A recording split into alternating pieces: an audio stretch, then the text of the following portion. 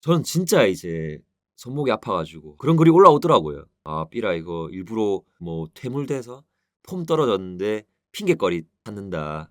일부러 손목 아픈 척하네." 뭐 이런 말 많이 올라오더라고요. 네.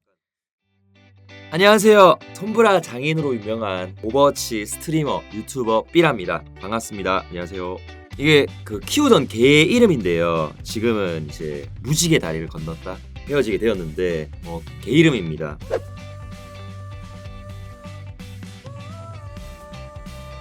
제 패시브 스킬은 삐라워치입니다. 아 진짜 안 해본 게임이 없을 정도로 다 해봤을 정도로 엄청나게 좋아했습니다. 바람의 나라, 뭐 서든어택, 던파, 메이플 스토리 뭐 이런 거. 특히 주변에서 이제 얘는 게임 잘하는 친구, 반에서 뭐 대회가 있으면은 얘는 넣어야 된다 뭐 그런 약간 평판이 있었던 것 같습니다.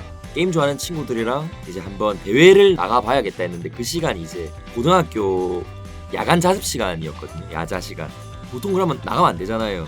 근데 너무 한번 나가보고 싶어가지고 우리가 막 너무 잘할 수 있을 것 같아서 그 야자 때 몰래 이렇게 내려와가지고 PC방 가가지고 대회를 나갔다가 광탈을 해가지고 탈락하자마자 다시 자습하러 몰래 올라왔는데 담임 선생님 기다리고 있더라고요. 그래서 엄청나게 맞았던 기억이 있어요. 그 뒤로 절대 안 쨌습니다. 오버워치 처음에는 관심이 없었는데 원래 롤이 유명했었는데 이제 오버워치 나오자마자 막 급부상했잖아요. 그래가지고 저도 관심 없다가 그때까진 공부를 열심히 했거든요. 한 400명 중에 10등 뭐 이래 했으니까는.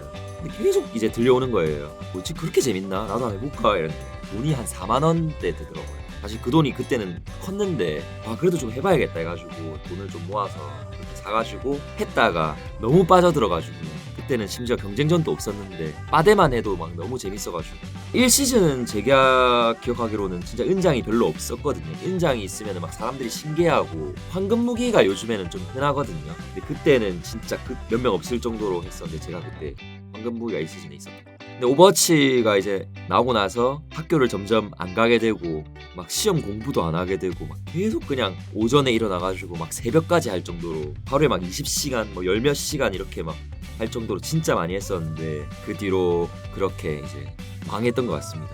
학점이 1.0, 0점 몇까지도 저는 거의 F가 많았어요. 그 어릴 때부터 게임 좋아했던 거부터 대학생 때 이제 오버워치에 빠져드는 그 스토리를 요약하자면은 삐라워치가 되겠습니다. 그래서 패시브 스킬을 삐라워치로 했습니다.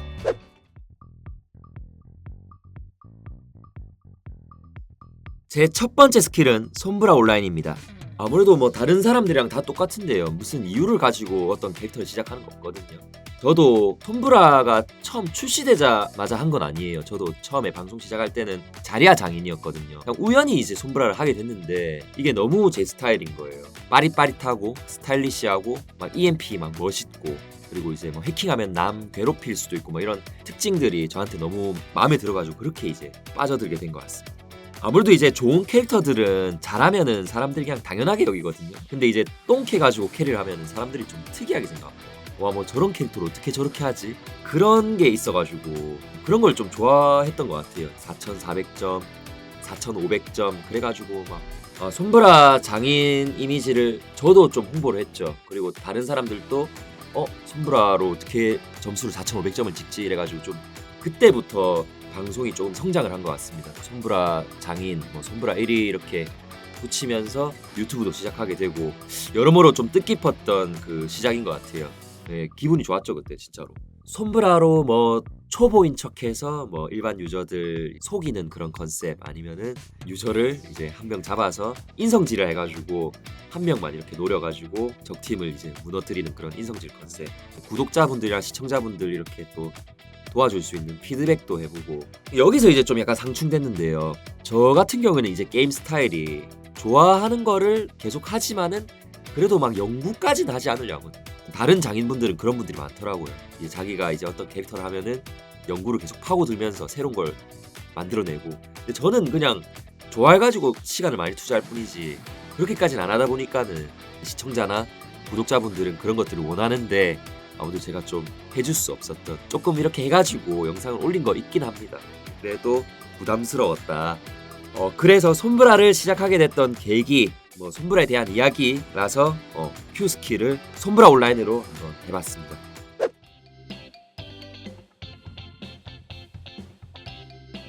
제 두 번째 스킬은 BJ 전환기입니다. 집에서 이제 게임 하거나 이제 쉴 때 뭐 할 게 없으니까 이제 인터넷 방송을 좀 보게 되더라고요. 그때 아프리카 TV가 밖에 없었는데 우연히 이제 엄청나게 규모가 큰 막 몇만 명씩 보는 그런 이제 BJ 분이 스크림을 연 적이 있어요. 랭커들 초대해가지고 거기에 이제 제가 신청을 하게 되면서 지금 이제 프로 하고 계신 만호님이랑 저랑 이제 이렇게 해가지고 같이 했었던 기억이 사람들 보니까는 막 떨리고 약간 짜릿하고 막 캐리했을 때 막 사람들 채팅 올라오는 거 보고 지금 방송에도 딱 그렇거든요. 그때 당시에 이제 그 오버워치도 초창기고 오버워치 방송인들도 이제 다 이제 신입들도 많았는데 약간 그냥 전부 다 그냥 게임하는 걸 틀어놓은 그런 느낌이었어요. 웃기려고 하지 않고. 그래서 그런 걸 보면서 저것보다는 내가 훨씬 잘할 것 같은데 그럼 나도 그냥 방송해보면 안 될까 그런 생각이 좀 문득 들더라고요. 제가 원래 그런 새로운 것들을 시도를 하는 타입이 아닌데 신기하게도 그 방송을 그렇게 해서 시작하게 된 것 같습니다.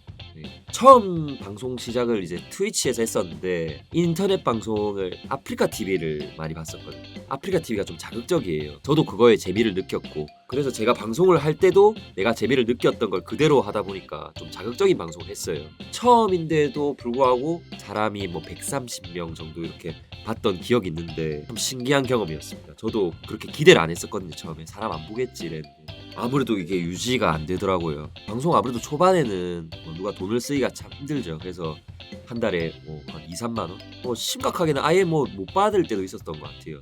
그래도 이제 제가 좀 버틸 수 있었던 게 어릴 때부터 게임을 좋아하다 보니까 이게 일로 지금은 일로 느껴지지만 그때는 일로 안 느껴졌어요. 누군가가 보는 것만으로도 전 좋았기 때문에 톰브라가 나오면서 모든 게 바뀌었어요. 유튜브도 그 전까지는 안 했었거든요. 2017년 1월 1일부터 시작한 걸로 아는데 그때가 톰브라 이제 막 할 때 이제 랭커 찍고 시청자 수도 그때 막 4,500명 이렇게도 보고 막 톰브라라는 이런 방향성도 이제 보이고 이러니까 나도 이제 좀 구체적으로 좀 해봐야겠다 해가지고 방송도 이제 제대로 좀 해보려고 욕심도 생긴 것 같습니다.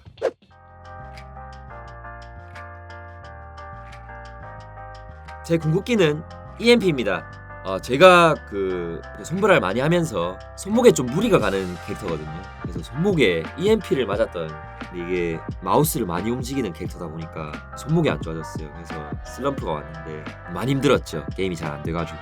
네, 이게 보통 트레이서나 손브라 같이 이렇게 화면 전환을 많이 하는 캐릭터는 어느 정도 감도를 좀 높여서 쓰는 경우가 많거든요. 근데 저는 이게 감도가 좀 느려야지 에임의 정확도가 좀 올라간다 생각했어요.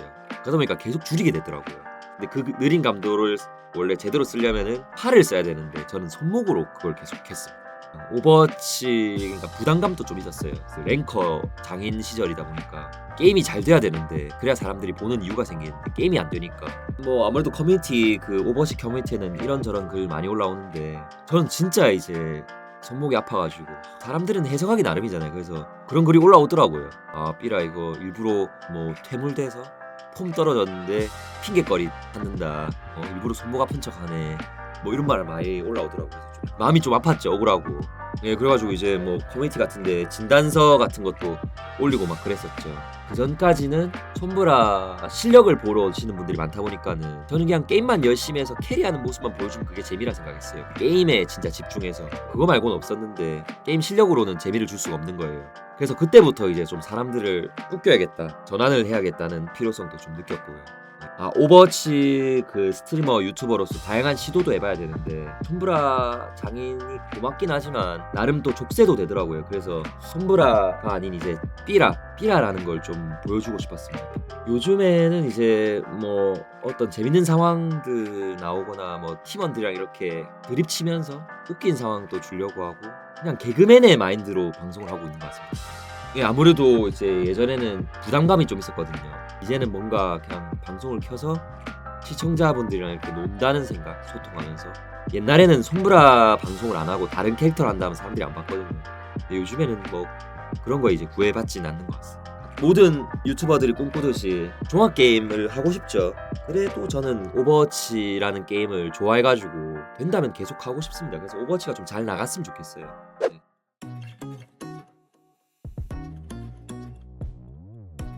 뿌듯했던 순간은 제가 어떤 이제 재밌는 상황에서 웃기면 이렇게 크크크크크 이런 게 많이 올라올 때, 아니면은 한 번씩 이런 사연들을 들어요. 삐라님 제가 뭐 이렇게 요즘에 힘든 시기인데 덕분에 보면서 웃고 있습니다. 뭐 이런 말을 들을 때마다 한 번씩 좀 진짜 뿌듯해요.